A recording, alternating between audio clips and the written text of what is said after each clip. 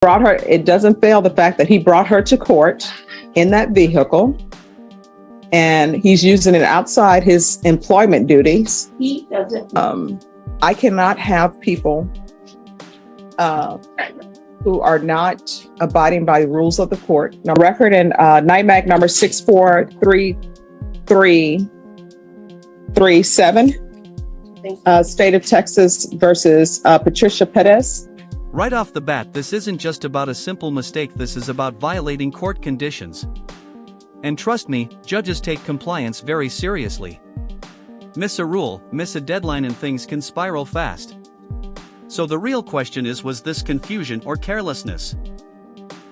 All right, where we left off, the defendant informed the court that she and her husband emailed documents to pretrial services in regards to the totaling of her vehicle. So we've asked that pretrial services officer come to court, and she is here by Zoom. Any objection to the officer being here by Zoom, defense? No, Your Honor. State, any objections to the officer being by Zoom? No, Judge. But before we start, Yes. I just want you to know, I asked her husband to go home and get the proof that he emailed. Okay. So I don't know what she's gonna say. Well, we're going to find out. Thank you. Yes. All right, Ms. Macias, could you unmute for me, please? Yes, Your Honor. All right, could you raise your right hand for me, please? Do you solemnly swear or affirm the testimony you give will be the truth and nothing but the truth, so help you God? Yes, Your Honor. All right, if you could lower your hand for me and state your name for the record. Officer Ana Macias from Pretrial Services. All right, Brenda, are you able to hear? Yes. All right, we are here concerning Patricia Perez. Have you been able to pull up the record on that case? Yes, Your Honor. All right, with regards to this, the defense's witness, Ms. Perez, and also her husband have informed the court that they sent documentation by email stating that the car has been totaled. Do you have that? Yes, Your Honor. On April 26th, 22nd, or 2022, Your Honor. I have the claim that I scanned it in, Your Honor, in regards to the 2006 Ford Mustang is totaled. Lost. Okay. Ms. Macias, what did you say the date was again? I think I scanned it in her file on April 26th of 2022. All right. And I think in the pretrial violation, you submitted a pretrial violation to the court, a second pretrial violation regarding this issue earlier in April, correct? Correct. I have it here on April 18th of 2022. And in that violation, just for clarity of the record, there was a deadline that you had given Ms. Perez earlier to provide you that documentation by a certain deadline, correct? Correct. And what was that deadline? Give me a moment. Let me check. Deadline of April 16th. Thank you. I'll pass the witness. Any questions? Did you get any emails before April 26th? No, I have it here on my file that it was scanned on the 26th. That's the day I received it. Did you talk to either Patricia Perez or her husband, Mr. Brown, about the fact that the vehicle was totaled? Let me see. Before April 26th. Before April 26th. Give me a moment. I'm checking my notes. I made contact on April 14th of 2022 with Ms. Perez, letting her know about the deadline of April 16th. She did tell me that the vehicle's totaled. I asked her for supporting documents. Okay, so you were aware the vehicle was totaled. You just wanted paper. Correct. All right, any other questions? None from the state. All right, thank you for coming in. Thank you. Am I excused, Your Honor? Yes, you're excused. Thank you. Have a great day. Thank you too. So here's the issue we have, Ms. Perez. You were given deadlines and you didn't meet those deadlines. That's why Judge Angelini doubled your bond, because you didn't meet the deadlines. You are on bond for driving while intoxicated, third or more. I'm not accept that as true, that it actually happened, because I haven't received any facts of that. But what I do know is that there are conditions of bond and you need to follow those conditions. This is where things get critical. In legal terms, deadlines aren't suggestions, they're orders. Even if she told them the car was totaled, without proof, it doesn't exist in the court's eyes. And now the judge is testing her credibility. Do you believe her explanation, or does it sound like damage control? And I received, and could I see my documentation, please, counsel? Yes, All right. our documentation. Yeah, thank you. Now, before Judge Angelini signed that motion, I received documentation that you were not calibrating. And what I did was I gave you 2 days to comply with calibration. And once that was done, I'm sure there was contact made with probation and with pretrial services. And just because you tell pretrial services your car has been totaled, they don't know if that's been totaled. They need documentation for that.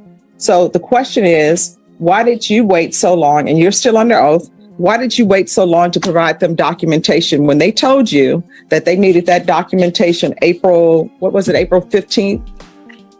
I think She gave it to 16. her deadline was the 16th. All right, April 16th. I kept trying to email them, but I wasn't emailing them probably to the correct address or something, but I started emailing right away as soon as I got the paperwork from Smart Start and Did you pick up the phone and call them and said, I've been Yes, trying I to did. email you? I did. All right, State, what are you requesting? Judge, I mean, I And she think, does have medical issues. I don't know if you're aware of her medical issue. I don't believe I am, Judge, but I think just from our perspective, I think that at the minimum, if the court decides to reinstate her bond, I think she just needs to be strongly admonished that it isn't so much, it sounds like she did tell them she was in a wreck, but like the court said, they don't have confirmation until they do. And I don't find it persuasive that she was trying to email their email. I think she just needs to understand that she needs to communicate with her pretrial officer. And, if she's not able to do that, then obviously her bond could be revoked and she could spend her pretrial period waiting in custody if she's unable to comply with the rules that the court asked and the pretrial asked. Do you understand that? Yes. Yeah, I'm not All right, how did you make it to court today? My Her husband. husband. Did he drive? Oh, yeah, he was just here in the courtroom. No. I'm asking her questions, Oh, I'm Ms. Carter. sorry. Yes, ma'am. Did he drive? Yes. Does that car have ignition interlock on it? No. That car needs ignition interlock on it. Do you understand? It's just yes, ma'am. Is it his work vehicle? Yeah, it's his work vehicle. Do you have a new car? No, I don't. At the time, I Do don't. you have a car? No, I don't. Can we put her on the PAN device? Obviously, he's using his work vehicle, which we learned in law school, which is outside the duties of his work, but he's using his work vehicle to transfer her. Unless this is on a road, on a route to his job, no. May I say something that Yes. I happen to know? He travels extensively. See, he and I have been in touch with each other. But he brought her, it doesn't fail the fact that he brought her to court in that vehicle. And he's using it outside his employment duties. He doesn't really live here much. He's on the road 1 week at a time. He and I coordinated when he could bring her here today because he needs to go back out. He has a company that he runs. But she still has access to the vehicle. Is that vehicle in his name? It's on his name. Yes. It needs to have The only thing is she won't be driving it, just him. I just wonder, how do we do this if he's out of town, she's not driving, she's not in the vehicle, who's gonna blow? No, it's going to be an ignition interlock on that device.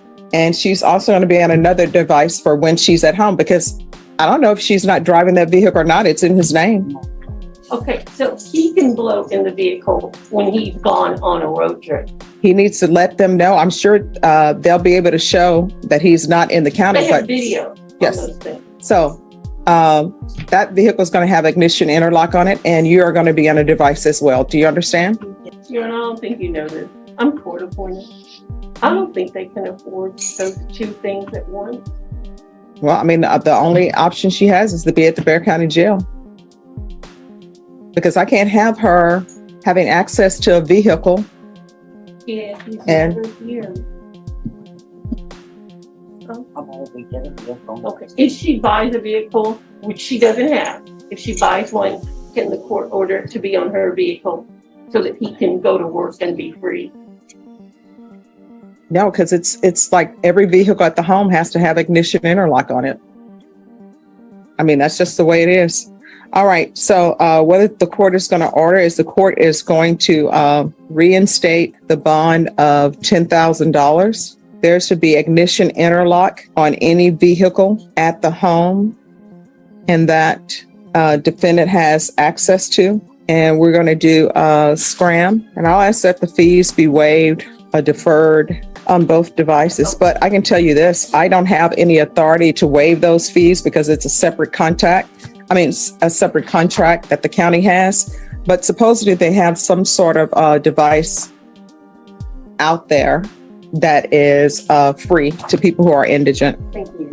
You're welcome. If there's any more issues with you not reporting and not doing what needs to be done, we're going to have an issue. You understand? Court is calling 2022 CR 9288, State of Texas versus Patricia Perez. Could I have parties announced for the record for the state, Daniel Escobar for the state of Texas. for the defense? Andrew Fraley, Ms. Perez. All right. Have you had a chance to confer with the state? Briefly, Your Honor, I was just retained this morning, Mhm. and after speaking with my client, finding out we retained knowing she had a warrant, there was miscommunication about court on Friday. I would like to ask the court to reinstate the bond, provide some evidence Okay. as to my client's situation. I will tell you this, there was no miscommunication. I gave her a setting of when to come back and she did not appear twice. So she's going to go into custody. They will, Ms. Ferguson will have a PR bond done for her. Once I review that PR bond, and since she's in custody, it should be fairly quickly when they get that done. I'll review the PR bond and you all can make your arguments whether or not a bond should be reinstated or whether or not there should be a bond issued for her. All right. Thank you. So, Ms. Ferguson, on Patricia Perez, we need a PR bond evaluation done. Yes, just the criminal history. And I do that because there have been changes, as you know, and that's the quickest way for me to get the case on docket if we do the PR bond. Otherwise, I can have it referred to Judge Carruthers. And just like that, the situation escalates. Missing court twice is a huge red flag. At this point, it's no longer about excuses, it's about accountability. The judge is making it clear, mental health matters, yes, but rules still apply. So now the stakes are higher than ever: freedom or custody. Oh, no, Judge. The fastest way would be beneficial. All right. If there's one thing I could Yes. approach the court on the record and introduce this email that I got, letting the court know, just first page is that she successfully completed residential treatment. The second page is her discharge plan. The third page on here, Judge, lists her medical and mental conditions. I just want to point out for the court, just so we have it on the record, her medical issues, she has a colonoscopy bag, her psychiatric issues, bipolar, schizophrenia, and PTSD. And after speaking with her yesterday and today, I can assure you that the bipolar part is definitely going through a couple of swings. And the schizophrenia, Judge, she has made numerous statements to me that would lead me to question whether or not she is mentally competent. So we will proceed with those. We'd ask the court in terms of any PR bonds. You wanted to wait for this, didn't you? Oh, yes, because I don't have anything before me. No. And what I can tell defense counsel is that as a defense attorney and even as a prosecutor, I would take note of anyone who has any type of mental health issues. And I would always take that in consideration and try to get them help as quickly as possible. However, I cannot have people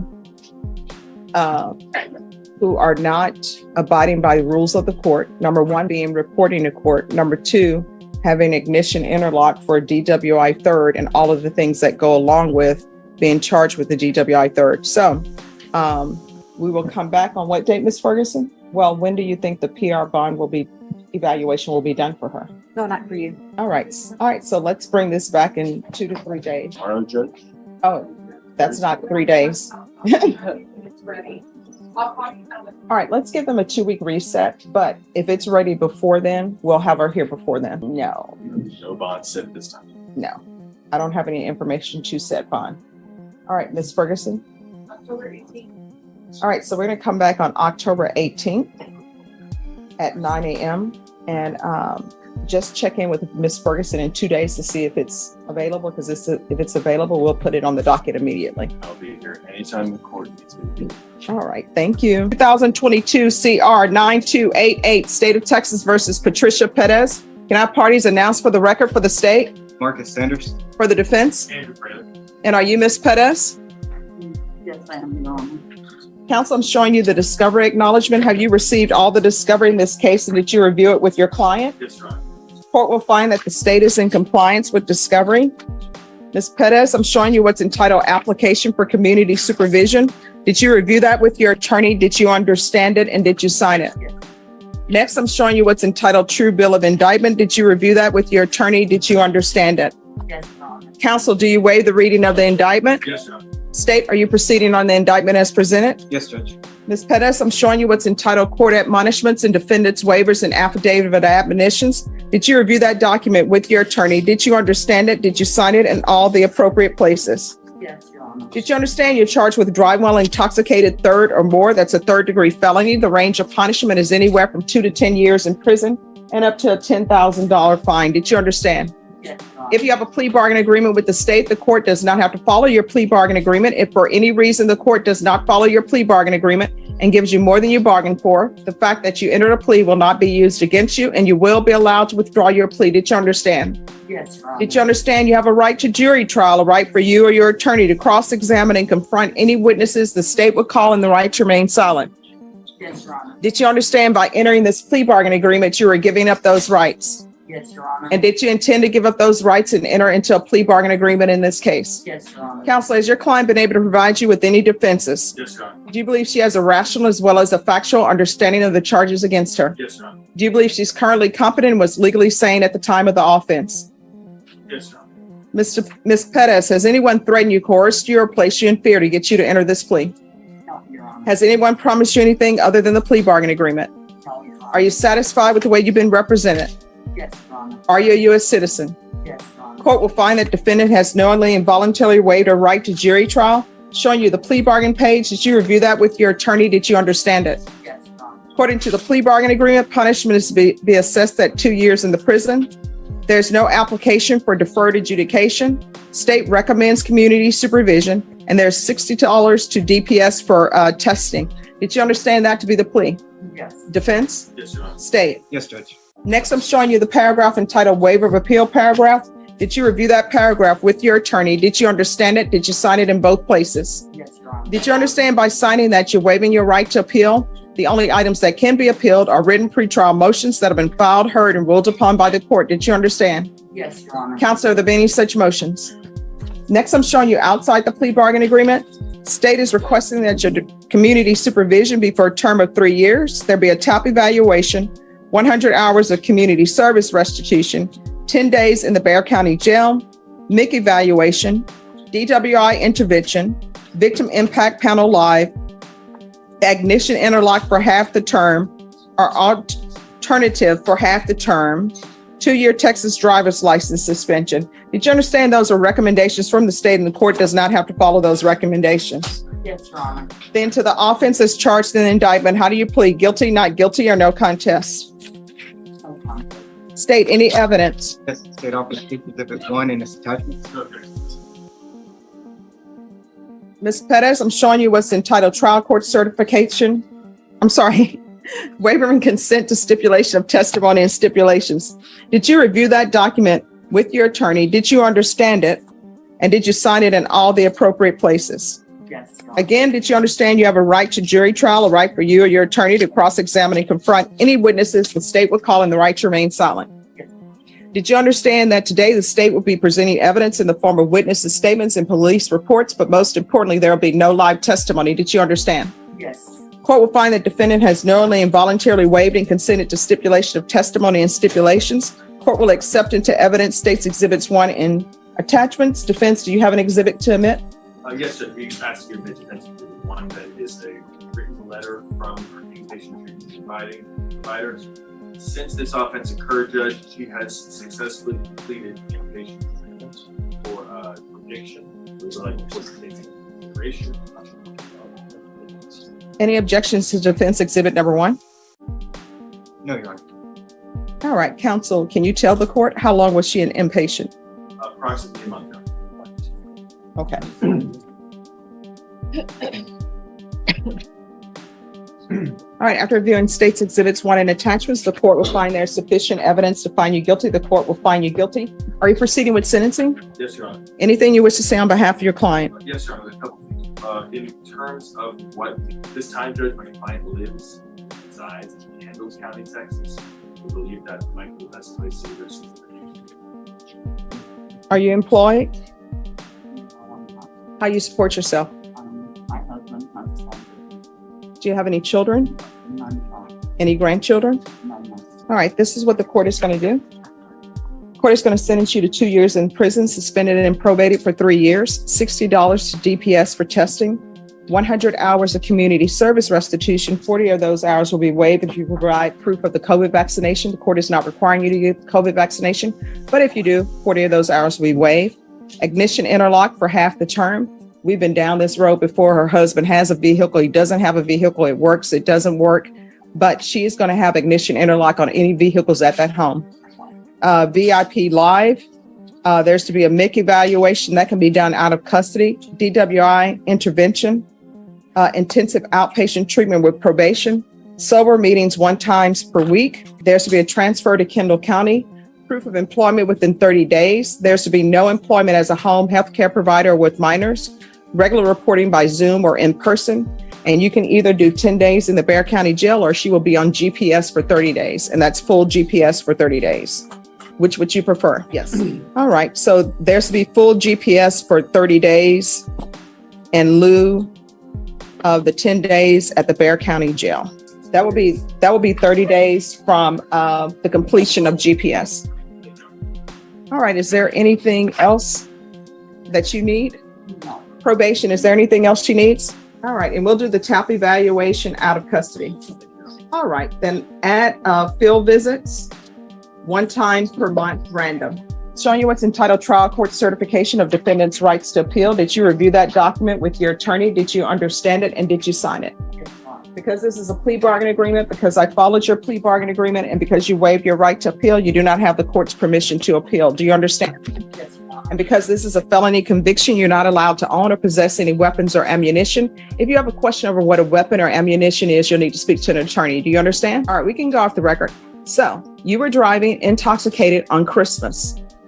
Sometimes when people are having their Christmas dinner, somebody always forgets something, like they forget the eggs to make the stuffing or whatever. That easily could have been a tragedy for some family. You understand? So obviously you can't stop drinking. So there's to be absolutely no driving, of course, while your license is suspended, because it's suspended for 2 years. And you need to make sure that you have that ignition interlock, and that's any vehicle at that home. You understand? Yes, ma'am. All right. Is there anything else? All right. Go.